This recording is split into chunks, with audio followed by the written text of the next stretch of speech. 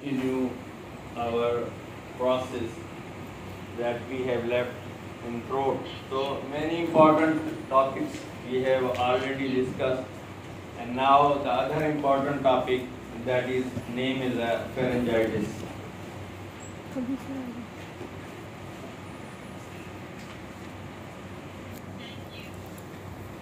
Sadly,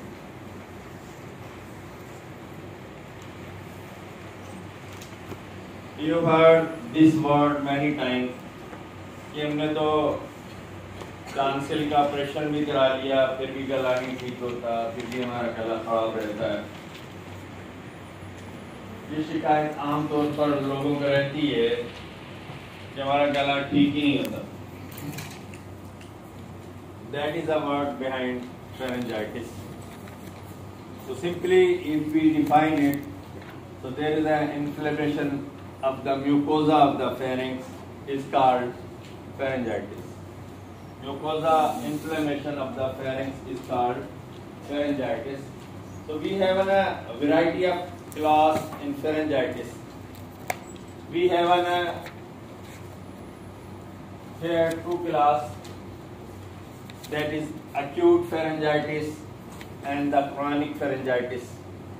These are non-specific pharyngitis. Which one? These are called non-specific pharyngitis, and other class is a specific pharyngitis. So here we have a non-specific, here there is a specific pharyngitis. That is a class of pharyngitis. That is a non-specific pharyngitis, in which again we have divided into two, that is the acute pharyngitis and the chronic pharyngitis. And there is a specific pharyngitis, that is another class which specifies especially some things, so that we have a name in that. For example, there is a tuberculosis pharyngitis. This is a specific pharyngitis. Leprosy pharyngitis, syphilis pharyngitis, sarcoidosis pharyngitis. These are the specific pharyngitis. These are the specific pharyngitis which are behind a specific cause that can cause the disease. So that thing is developed with a specific thing. The one thing pharyngitis causes tuberculosis, so that is specified. That is called specified pharyngitis. That is called specific pharyngitis. So we have not important here with that specific pharyngitis. We have going to a routine that is very common, that is a non-specific pharyngitis, in which we have an acute pharyngitis. So we have a word acute. Acute pharyngitis. So you know simply that there is an inflammation of the mucosa of the pharynx, that is called pharyngitis. So they say that they have a few variety of causes of acute pharyngitis. Mostly it starts with virus. It starts with virus. And when there is a virus, you have immediately named that there is a adenovirus, there is a rhinovirus, there is an influenza virus. These are the viruses which are cause pharyngitis. And initial there is a take of virus, then converted into bacteria. That convert into bacteria. So mostly pharyngitis is start with virus cause, and then it is converted into bacterial. So it is very important because we have discussed already many times throat bacteria, that is called Streptococcus hemolyticus. That is a non-specific hemolyticus, specific hemolyticus, pneumococci, H. influenza. These are the bacteria. These are the bacteria, especially in throat side, which causes upper respiratory tract infection mostly. These are the bacteria which are involved for the disease of the upper respiratory. When there is a upper respiratory in which there is a nose, there is a sinus, there is a throat, there is a tonsil, there is a up to larynx. That area is called upper respiratory tract infection, and behind this tracheitis, bronchitis, mediastinitis, lungs infection, lungs problem, pneumonia, they are called lower respiratory tract infection. So this is very simple. It's a very simple that you have distinguished these things easily. Now the thing is important, sir. There's a two word here. Clinically, can pharyngitis is diagnosed clinically? So it is very difficult that these things are diagnosed immediately that this is a viral or the bacterial. The thing which is start with that viral severity is a less and bacterial severity is a more. So when there is a virus infection, initially there is a flu, there is a sore throat, there is a little bit pain, not comfortable. These are initial things which start when there is a viral infection. When there is a viral infection, when it is converted to a bacterial, so that is severity is start, fever is increased, pain ear side, there is a odynophagia, dryness of the mouth, irritation in the throat, then there is a cough. All these things start. Fever is there, that thing is start. That show the severity. That show the severity. But this is a way when you have differentiate clinically. But one thing is a very important investigation for the clearance of that whether this is a viral infection or that is a bacterial infection. That is called cultural growth of bacteria or bacterial culture sensitivity test. We take the blood and take the culture. After 48 hours, if there is a report negative that there is a no bacterial growth is seen, it means it is a viral. And if there is a bacteria, the report shows that these are the typical bacteria which are present here. So in that cases, one thing is a blood culture test. Blood culture फौरन कराएंगी कि viral है या bacterial. ठीक है जी. दूसरी important चीज that is very important in pharyngitis, that is a throat swab culture sensitivity test. कि आपने थ्रोट स्वैब लिया और उसका कल्चर करा लिया कि कौन सा बैक्टीरिया इफेक्टिव है, कौन सी ड्रग जो है सेंसिटिव होगी. तो थ्रोट ब्लड कल्चर टेस्ट आपने करा लिया. तीसरी रिपोर्ट आप चली गई blood CP, complete blood picture देखेंगी आप. इसके अंदर तो जो है न्यूट्रोफिल बढ़ गए, इसके अंदर जो है व्हाइट सेल रेज हो गए. तो ये क्या शो करेगा? Infection, bacterial infection is increase in that cases. So blood CP is very helpful, throat swab culture is very helpful, blood culture sensitivity, blood culture report is very important in these cases of a pharyngitis. Okay, so normally these things are present in the thorax, throat, and patient have a feeling that कि मैं गला सही नहीं होता, गला सही नहीं होता इन लोगों के अंदर. So that have a problem create here in throat side. Actually what happened, they have a two way. Initially there is a acute pharyngitis and then there is a chronic pharyngitis. When you have not respond to immediately with drugs, you not take the cautions, you have not prepare your body with unhygienic condition, that these things are converted into chronicity.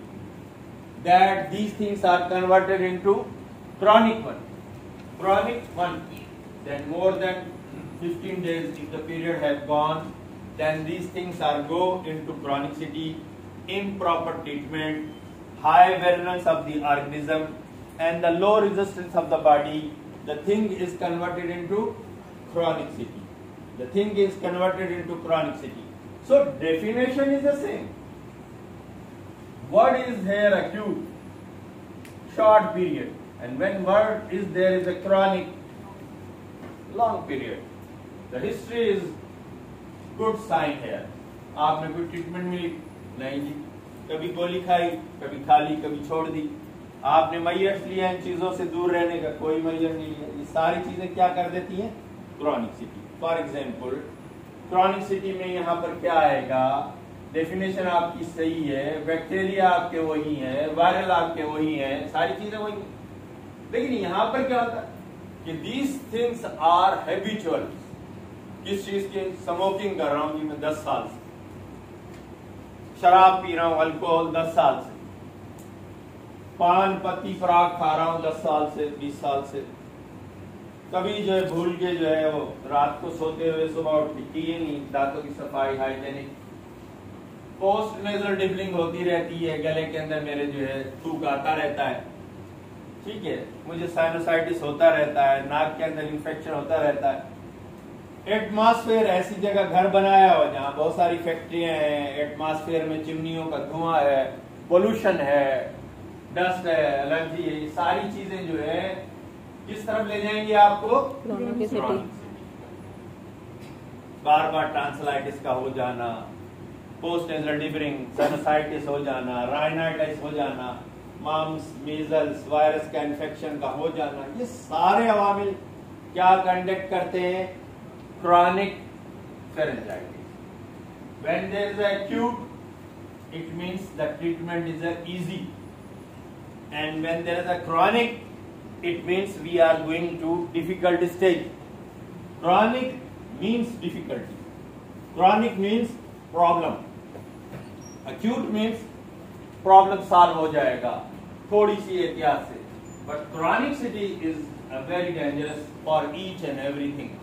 Chronicity is a dangerous process. That is why acute and chronic have a different here in this way. So what happened? The other important cause is that कि sir ये तो कुछ भी नहीं, हमारा तो बड़ा अच्छा वेंटिलेशन है, मैं तो ये भी नहीं करती, वो भी नहीं करती, शराब भी नहीं पी, सिगरेट भी नहीं पी, पानी भी नहीं खाया, ये भी नहीं खाया, फिर भी गला खराब. तो फिर एक फैक्टर और निकला, उसको कहते हैं गैस्ट्रोइसोफेजियल रिफ्लेक्स. ये जो हमारी गर्ड से ऊपर की तरफ जो आती हैं चीजें, वो क्या करती हैं? वो डैमेज करती हैं म्यूकोजा को, वो इन्फ्लेम करके वो हमारे जो है फेरेंजाइटिस डेवलप करती है. क्या करती है? फेरेंजाइटिस डेवलप कर देती है. तो ये एक और काज है जो छुपा हुआ होता है, जिसकी तरफ तवज्जो ही नहीं होती हमारी.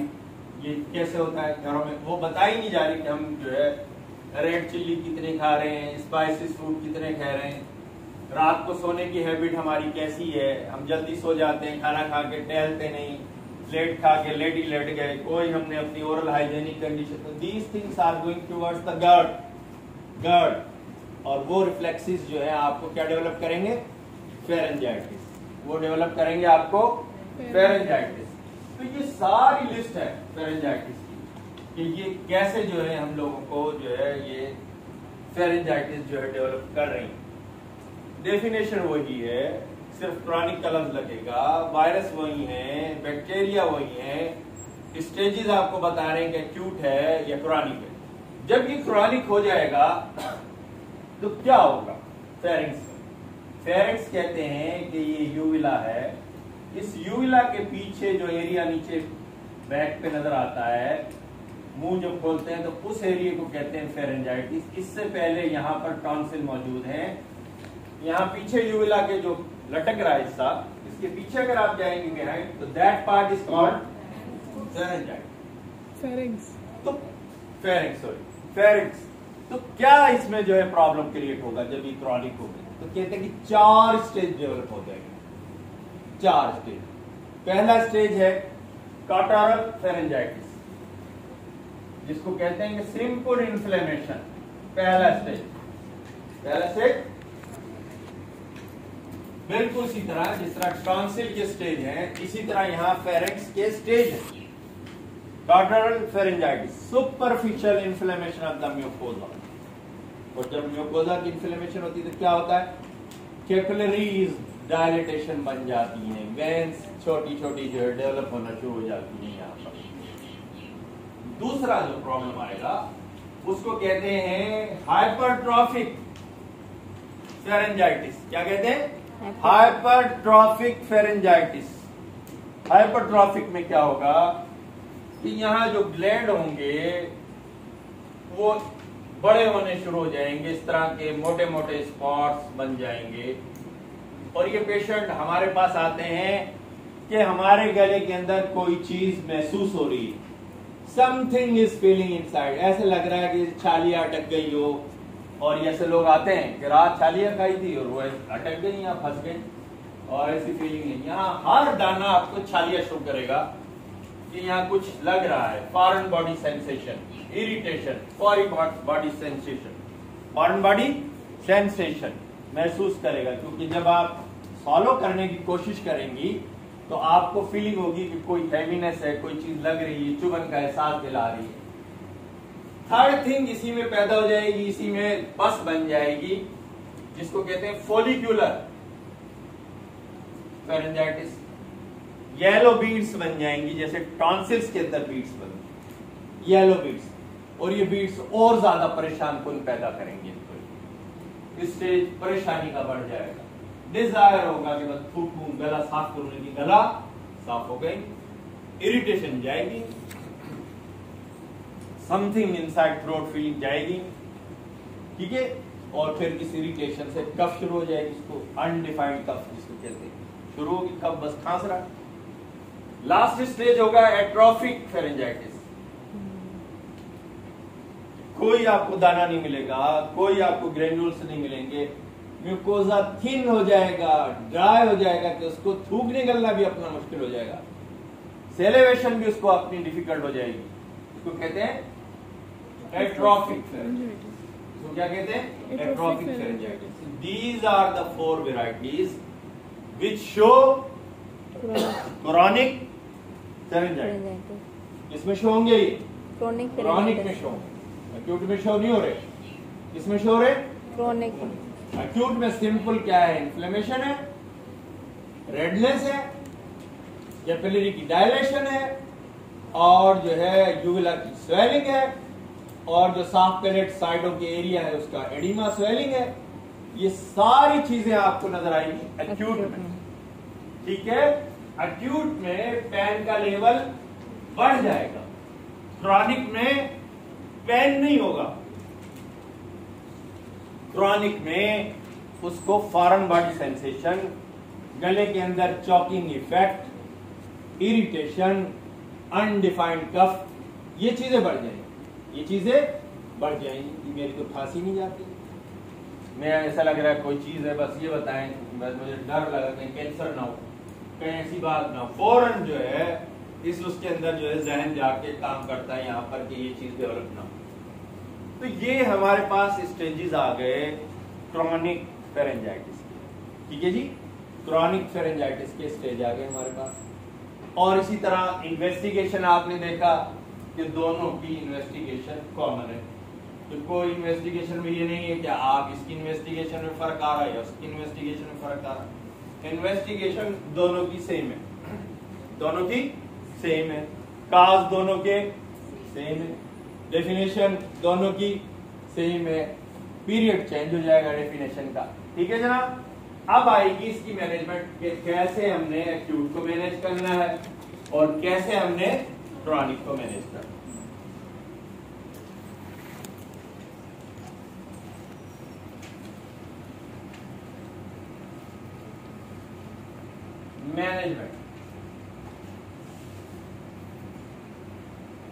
मैनेजमेंट हमने कैसे करनी है? मैनेजमेंट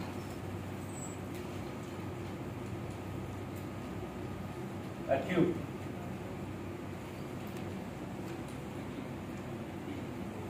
एक्यूट की मैनेजमेंट हमने ये करनी है कि इमीडिएट हमने rest, plenty of water, plenty of liquids, ठीक है। पेन है तो पेन किलर ड्रग्स, इरिटेशन हो रही तो एंटी एलर्जी ड्रग, और जो है antibiotic, which cover the bacteria, we should prescribe. We should prescribe, and according to habits are the things which are going towards the pharyngitis. For example, if there is a DNS, so we advise the operation of DNS, because due to DNS there is a post-nasal tickling. If there is a sinusitis, we advise the operation of a sinus, that we eradicate the disease from that side, and that thing is not converted into chronicity. And if there is an allergic rhinitis, we have permanently give the allergic drugs to that patient to prevent the pharyngitis. There is a warm saline gargles, improve the oral hygienic condition, give the protein diets. ठीक है, chilli बिल्लियाँ, सास वास, ये सारी चीजें आपको बंद करनी होंगी, कोल्ड ड्रिंक्स वगैरह और जो है साल्टी थिंग्स बंद करनी होगी। क्यों? फिर दोबारा समझा दें, पहले भी समझाया है। हमारे थ्रोट का एक पीएच है, एक मीडिया है। जब भी कोई फैक्टर पीएच को चेंज कर दे, मीडिया को चेंज कर दे, so our throat have thousands of bacteria which are sleeping day and night in our throat. When pH is changed, media is changed, acidic to alkaline or alkaline to acidic, and pH is increased or decreased, that bacteria which are sleeping उठ जाते हैं और वही अपनी periphery में जो चीजें हैं उनके ऊपर अटैक करते हैं और हमारे डिफेंस मैकेनिज्म को कम करते हैं और हम डिजीज के अंदर इन्वॉल्व हो जाते हैं। तो जो आपका सवाल है सर, आइसक्रीम क्यों, पकौड़े समोसे आप बंद कर देते हो क्यों, नारंगिया वारंगिया बंद कर देते हैं, चावल बंद कर, चावल का क्या ताल्लुक सर जी फेरेंजाइटिस? ताल्लुक तो कोई नहीं है, लेकिन बिहाइंड रीजन यही होता है। ये चीजें कायम दायम रहे, इनके अंदर कोई चेंज ना आ जाए, जिससे जो है एक डिजीज जो अभी 20 पे रुकी हुई है, ये जंप लगा के 40 या 80 पे ना जाए और उसको कंट्रोल करना मुश्किल हो। तो इसीलिए प्रिवेंट कर देते हैं उन चीजों को जो उनकी सोर्स बनती है, उन चीजों की सोर्स बन जाए, उनको प्रिवेंट कर देते हैं। तो हमने इनको प्रिवेंट किया, इन चीजों को, सारी चीजों को, डाइटरी हैबिट को, और इस तरीके से हमने अक्यूट चीज को कंट्रोल कर लिया। लेकिन एक चीज हमारे पास पहुंची ही क्रोनिक हो गया, तो उसका हम क्या करें? उसके लिए फिर वही फैक्टर है कि अगर फैक्टर पीछे रहा तो ये शख्स ट्रीट नहीं होगा क्रोनिक फेरेंजाइटिस वाला। फॉर एग्जाम्पल, स्मोकिंग करता है, ये तो ठीक नहीं होगा, छोड़नी पड़ेगी। अल्कोहल पीता है, छोड़ना पड़ेगा। पान पराग वगैरह ऐसी चीजें खाता है तो इसको छोड़ना पड़ेगा। गैस्ट्रोइसोफेजियल रिफ्लेक्स को बचाने के लिए कम खाना होगा, चिली फ्री डाइट लेनी होगी, शाम को एक्सरसाइज करके बेड पे जाना होगा, अर्ली 2 घंटे लेटने से पहले इसको अपना खाना खाना होगा, और जो है ये सारी चीजें जो है उसको प्रिवेंट करनी होगी। टीथ कैरियर टीथ में है, उसको रिमूव कराना होगा, उसको ट्रीट कराना होगा, साइनस को ट्रीट कराना होगा, डीएनएस को ट्रीट कराना होगा। सारी चीजों को जब ये ट्रीट कराएगा तो उसमें हमें रिजल्ट मिलेंगे क्रोनिक फेरेंजाइटिस में। अब इसकी एक तो मेडिसिन है, वो तो होगी वही सेम मेडिसिन, वही सेम एडवाइस, रेस्ट दे देंगे, आप उसको जो है मना करेंगे, चीजों से रोक देंगे, सारी चीजें हर चीज से गार्गल्स कराएंगे, सब चीजें से हो जाएगा। घर चेंज करें, माहौल चेंज करें, एटमॉस्फेयर चेंज करें, अपना जिस इलाके में रहते हैं वहाँ अगर बहुत ज्यादा धुआं है आप उस इलाके से बाहर आ जाएं, भट्टे हैं, ईंटें बन रही है, माहौल खराब है, उससे बाहर आएंगे। यहाँ क्या हम सर्जिकल मैयत लें? सर्जिकल मैयस। सर्जिकल मैयस ये होता है कि हम इन दानों को जो बड़े हो गए हैं, जिसकी फीलिंग बढ़ रही है, इरिटेशन और ये, इसकी दो चीजें करते हैं। इसकी कॉटरी करते हैं। क्या करते हैं? कॉटरी। और कॉटरी दो तरह की होती है।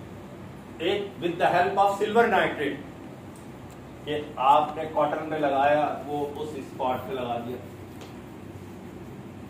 एक इलेक्ट्रिकल डायथर्माइज होती है, जो इन पॉइंट्स को आप जो बढ़ चुके हैं, जो फीलिंग ज्यादा कर रहे हैं, उसको करेंगे डायथर्माइज। और लॉन्ग टाइम ये लोग गार्गल्स के ऊपर रहेंगे ताकि इरिटेशन को कम से कम किया जा सके, कम से कम किया जा सके। पहले जमाने में तो आता था थ्रोट मैंडल्स पेंट, वो भी सूदिंग इफेक्ट डालता था गले के अंदर लगाने के लिए। अब वो एक्सप्योर हो गया है, उनकी जगह एंटीसेप्टिक्स गार्गल्स वगैरह आ गए हैं, बहुत सारी चीजें चेंज हो गई है। या फ्रेंजियल स्प्रे आ गए हैं जो कि सूदिंग इफेक्ट डालते हैं, मेंथोल वगैरह के स्प्रे आ गए हैं, वो भी इफेक्ट्स डालते हैं। तो इस तरीके से जो है हम इनको ट्रीट करते हैं, इन लोगों को ट्रीट करते हैं इस तरीके से। मेडिकली ट्रीट सेम ही है अकॉर्डिंग टू सिम्प्टोमेटिकली।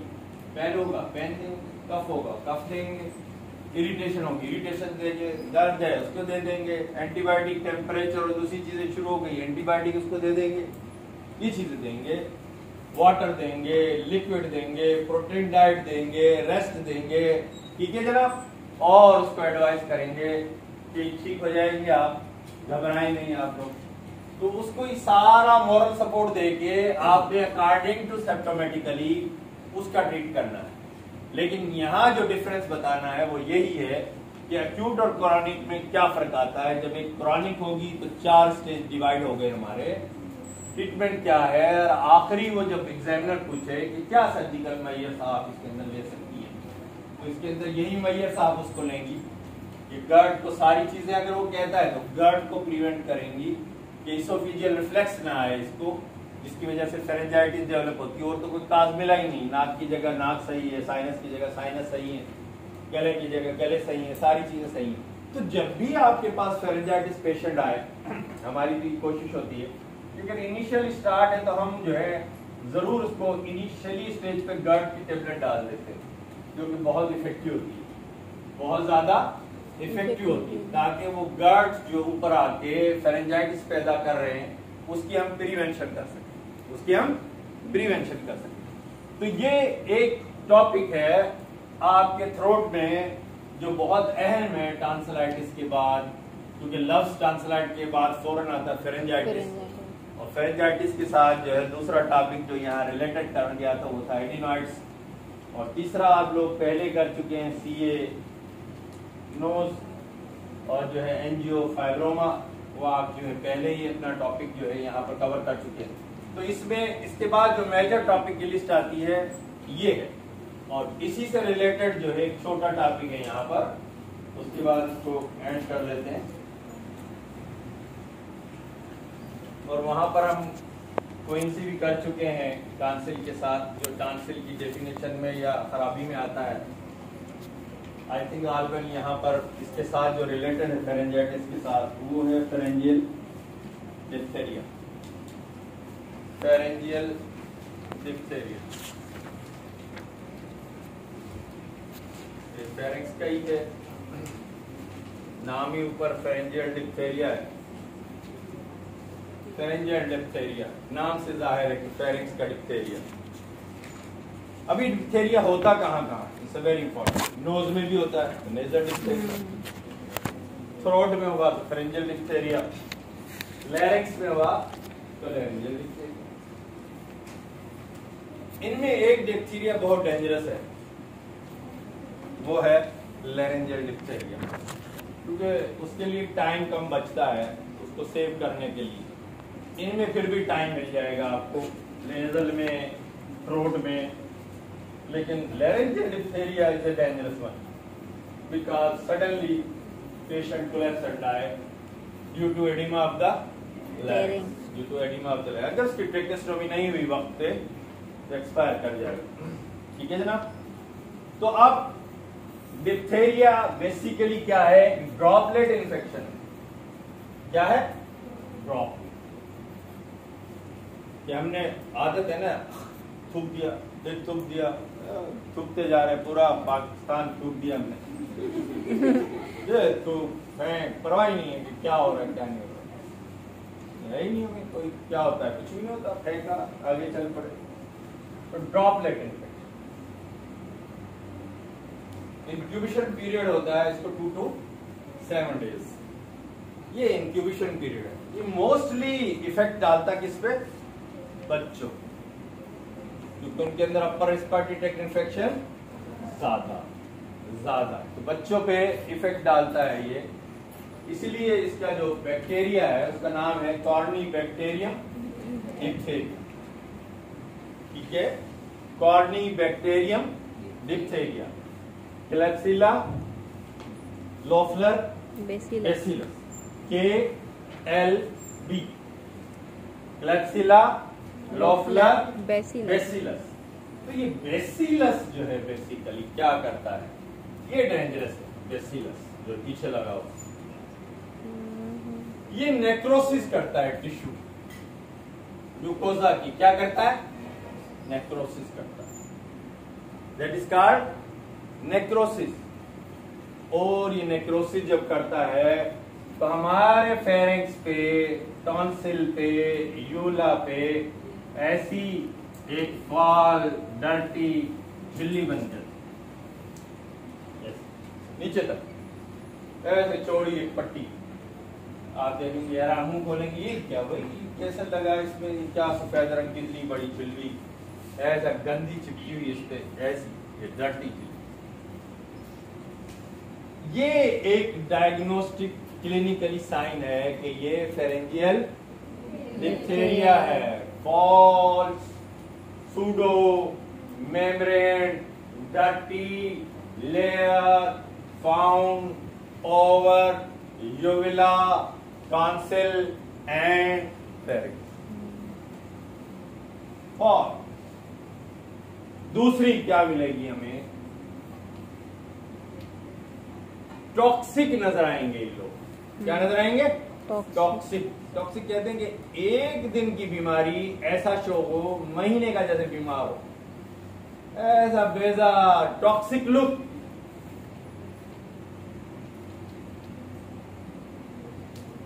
टॉक्सिक लुक होगा। टेम्परेचर बढ़ा हुआ नहीं होगा, 100 to 101 ही रहेगा। जैसे टॉन्सिलाइटिस में 104, 105, 104, 103 बहुत ज्यादा, इसमें ऐसा नहीं। टेम्परेचर आप देखेंगे बड़ा नॉर्मल है, तो ऐसा नहीं। लुक ऐसी है जैसे पता नहीं महीने से क्या हो गया, इसने मार के बिठाया, क्या हुआ, इतना लुक है टॉक्सिक इसका बेचारे का। चौथी चीज आपको मिलेगी लीफ एडिनोपैथी। ये लीफ नोड जो है ये लार्ज हो जाएंगे, टेंडर हो जाएंगे, इलाज हो जाएंगे, और लुक आएगा बुल नेक, भैंसे वाली गर्दन, बुल नेक, बुल नेक।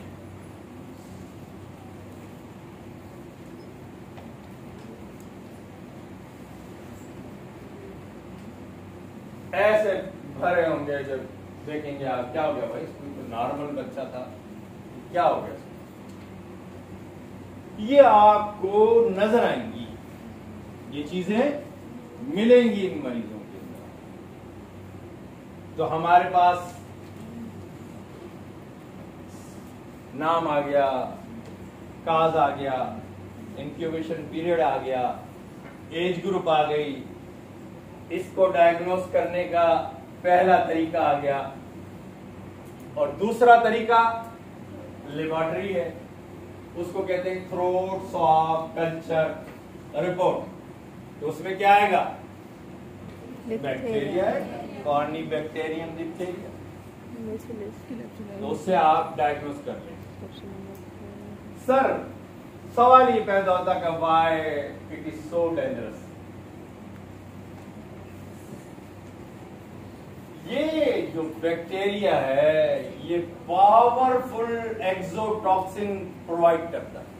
पावरफुल क्या करता है?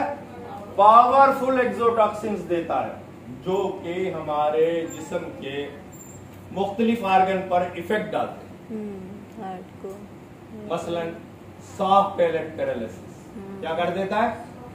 अब बात करेगा तो आवाज समझने में तकलीफ होगी कि जो बात करेगा ना अब ये तो ठीक बात कर रहा था, अभी इसकी आवाज ही पता नहीं कैसी होगी क्योंकि एक साइड चल रही एक साइड नहीं।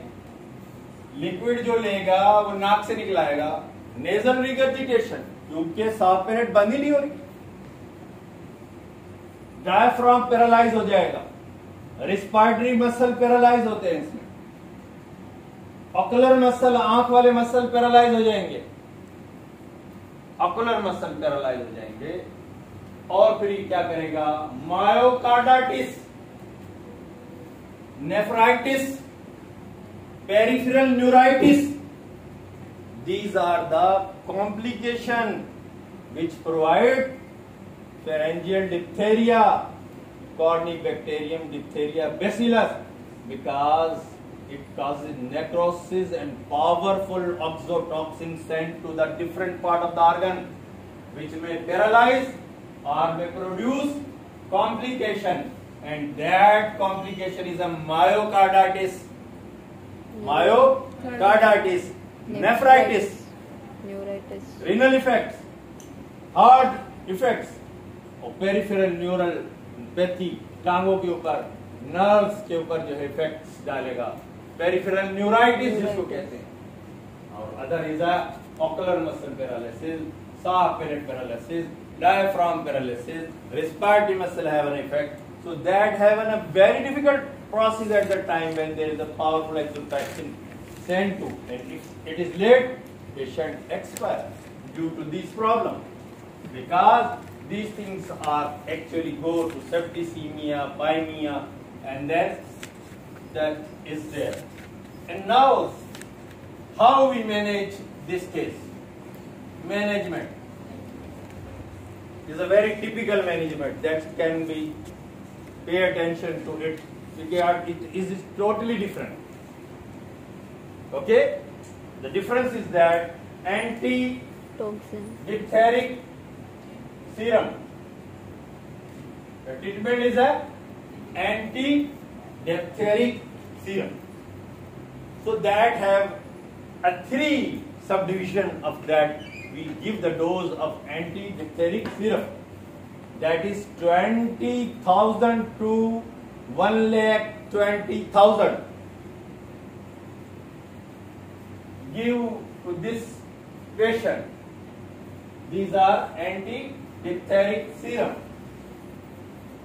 that prevent the disease.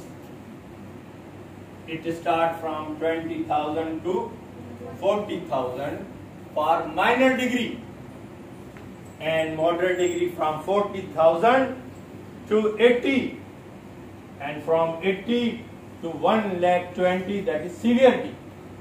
That is a treatment ratio. How we introduce this?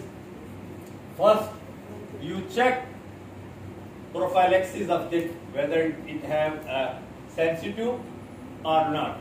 So we check first it, and then we apply the dose to the patient. Then we give the dose to the patient. Sometimes these are not be available immediately. So there is a 2 drugs which are very helpful for this. That is called erythromycin. This is a alternate drug, erythromycin. So immediately we have start these 2 things because 2 things is sensitive, erythrocin and anti-diphtheric serum. And relatively, if there is a temperature, we give the temperature drugs. If they have a feeling pain or something other, we have give a pain. For the prevention of that, we have give nerve tonics, fluid for prevention of the nephritis. Okay, so these things are immediately start with this patient, with the child, when you have seen or suspected that it is a case of a pharyngeal diphtheria. So your line of management is simply in that way. So I think it is a very easy way to understand that each and everything. First you go with the help of definition, cause, period, age, sex relatedly, then there is a sign, symptom, investigation, and lastly treatment. So if you are touch your topic in that way, so it is more easy to solve the MCQ and more easy to give the answer of the question which are present in 10 short essay in your examination. That is easy. So first you read क्या पूछ रहा है, definition तो definition दे, अगर उसने पूछा organism तो organism दे, अगर वो कहता है कि राइट डाउन इन्वेस्टिगेशन तो आप इन्वेस्टिगेशन दे, आप वो पूछ रहा है मैनेजमेंट तो आप मैनेजमेंट दे, आप वो पूछ रहा है मैनेजमेंट आप दे डेफिनेशन इन्वेस्टिगेशन उसके काज उसके ये, ऐसा कुछ भी नहीं करना है आपको, मजमून खत नहीं लिखना है, खत का जमाना खत्म हो गया, आपने सिंपल वो बात करनी है जो पर्चे में पूछी जा रही है, अपनी तरफ से जो है कोई हैंकी फेंकी नहीं करनी। जब लफ्ज हैंकी फेंकी का तो वो होता है डिस्क्राइब, फिर आप डिस्क्राइब कर दें, इंडिकेशन भी करें, जो भी करें, फलाना करें, फिर वो पूछ ही रहा है काम, वो कह रहा है define chronic tonsillitis, give indication and complication of chronic tonsillitis, बात ही खत्म कर दी। अब आप शुरू करिए वहां उसके ये काज है, ये है, फला है, ये 2 में तकसीम हुआ, ये 3 में तकसीम हुआ, ये तो पूछेंगे। जब वो टाइप पूछ रहा है तो आप टाइप दें। फॉर एग्जाम्पल क्वेश्चन है, क्वेश्चन में अगर मैं लिखता हूं कि define chronic tonsillitis, give its types and give its management, तो आपने क्या है डेफिनेशन लिखनी है, इसकी टाइप लिखनी है 4 और ये मैनेजमेंट लिख के देंगे, खत्म हो गया। 10 सवाल है, आप 1 घंटे में करके चली जाएंगे, लिखनी मोटी बात है। अगर इन्वेस्टिगेशन पूछी है 3 नाम दें उसकी, ई इन्वेस्टिगेशन पूछी आप उसका नाम डालें, इतना आसान है इसका सिस्टम। आप उसको मजमून ना लिखें, मजमून नवीसी का मुकाबला नहीं है। तो यहाँ पर जो है लेते हैं ब्रेक, क्योंकि ये टॉपिक्स जो है इससे रिलेटेड पूरा हो गया है और फ्रेंजाइटिस भी अल्हम्दुलिल्लाह खैर है ये से पूरा हुआ है। तो इसी तरह जो नेक्स्ट टाइम है हमारे पास कुछ इम्पोर्टेंट चीजें हैं वो चलती रहेंगी और कुछ माइनर चीजें हैं वो भी साथ में चलती रहेंगी। तो ये कवर हो जाएंगी चीजें, इनको सवाल करने की जरूरत नहीं है, ENT बड़े अच्छे तरीके से सारी चीजों को इख्तिताम कर लेंगे। तो उतनी ही बात करेंगे जितनी समझ में आ जाए आप लोगों को, समझ रही